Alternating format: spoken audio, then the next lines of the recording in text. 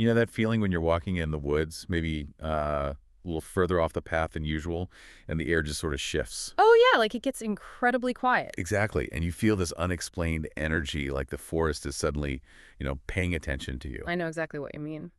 Well, today we are taking a new deep dive into a really captivating book synopsis and some author notes for a memoir called Storyland. Right, Storyland by Richard L. Stevens. Yeah, and our mission today is exploring his lifelong search for spiritual meaning in nature.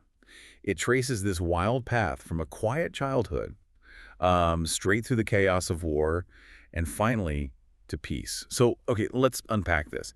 Because if you have ever felt that strange hum in the woods, this story is going to completely change how you view the outdoors. It really will. And, the origin of that search begins with this devastating family mystery. So back in 1944, Stevens's beloved Uncle Laurel, who was a young B-24 bombardier, just vanishes without a trace over the Amazon jungle. Which is just heavy, right? Especially for a kid growing up in rural Iowa.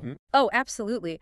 But instead of just accepting that his uncle is gone, young Richard copes by imagining him surviving. Like living among indigenous tribes out there. Exactly, deep in this unexplored canopy. And while he's imagining this, he's spending his own days exploring local fishing ponds and forests in Iowa.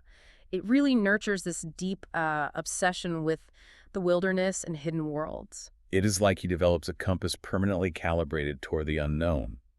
But I have to ask, how does this childhood intuition of hidden forces set the psychological stage for the extreme environments Stevens faces later? Well, it builds a totally unique mental framework. I mean, when you spend your formative years believing the physical world is just a veil, that nature holds these hidden, breathing secrets, you stop looking at trees as just wood and leaves. You start looking for the unseen life moving behind them. Yes, exactly. And that specific psychological conditioning becomes an absolute lifeline when he eventually finds himself in a highly hostile environment. Right, which brings us to the ultimate crucible of the jungle, the Vietnam War.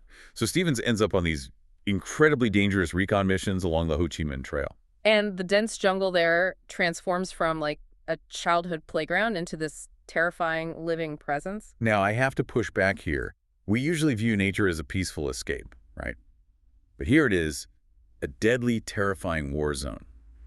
So how does a place of constant, terrifying danger simultaneously trigger a profound spiritual awakening? I mean, wouldn't you just be paralyzed with fear? What's fascinating here is the mechanics of the survival instinct itself.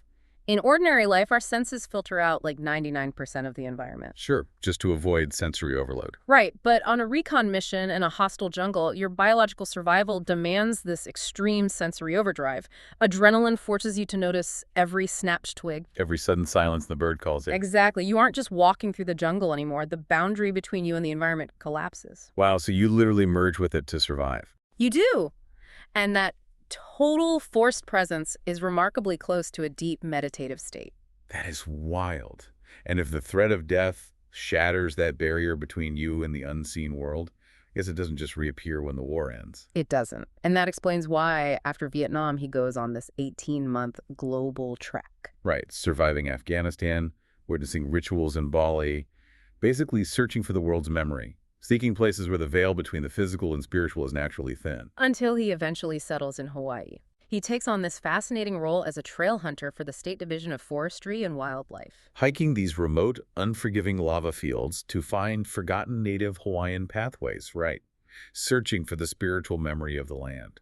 So what does this all mean? Well, think of it like acoustic resonance. The wood of a guitar absorbs the vibration of the strings over time. Stevens suggests the Earth absorbs the intense emotional and physical energy of the people who traversed it for centuries. Wait, so like generations of native Hawaiians walking a specific path leave a psychological footprint? Precisely. Right next to the physical groove in the rock. And when he finds these trails, he taps into that residual energy, experiencing palpable shifts in the atmosphere. I'm deliberately holding back the juiciest details of those mystical encounters on purpose, just to keep the mystery alive for you. But man, the unseen history of these paths is mind-blowing. It really fundamentally shifts how you interact with the environment around you. Completely. And we are really only scratching the surface of these incredible near-death experiences and visions. To truly grasp his search for spiritual meaning in nature, you absolutely have to read the full journey. You can buy a copy of Storyland right now on Amazon and through the Stone Compass Press website. I highly recommend it. It's just a phenomenal read. It really is an absolute must-read. So we'll leave you with this final lingering thought based on Stephen's concept.